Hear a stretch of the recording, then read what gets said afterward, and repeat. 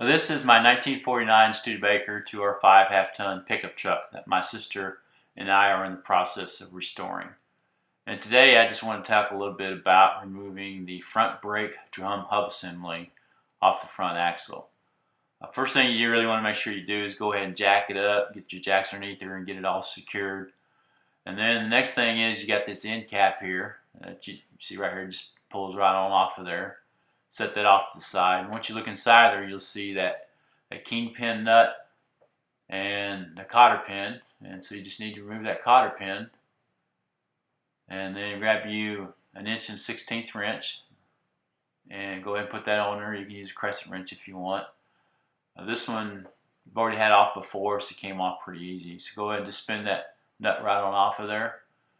And then once the nut's done, what you'll have behind there is a washer that is slotted to fit that spindle.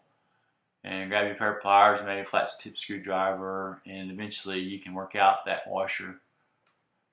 And then behind that washer there is an outer bearing, and so you need to kind of work that out. And I'll just try to use the hub and work the hub back and forth to see if I can get it loose.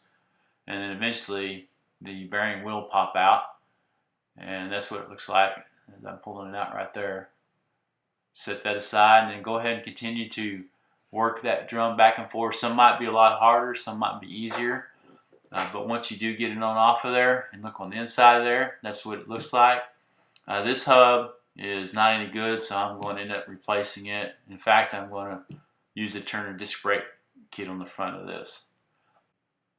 Now this is what the inside looks like. I'm used to the wheel cylinder being at the top, but for the Studebakers it's canting off to the left a little bit. The front shoe is the long shoe, and then on the back side the short shoe is there. There's just a couple of little springs inside of there, not much, but that's pretty much what it looks like. Hopefully this will help somebody else out there. Thank you very much. Bye.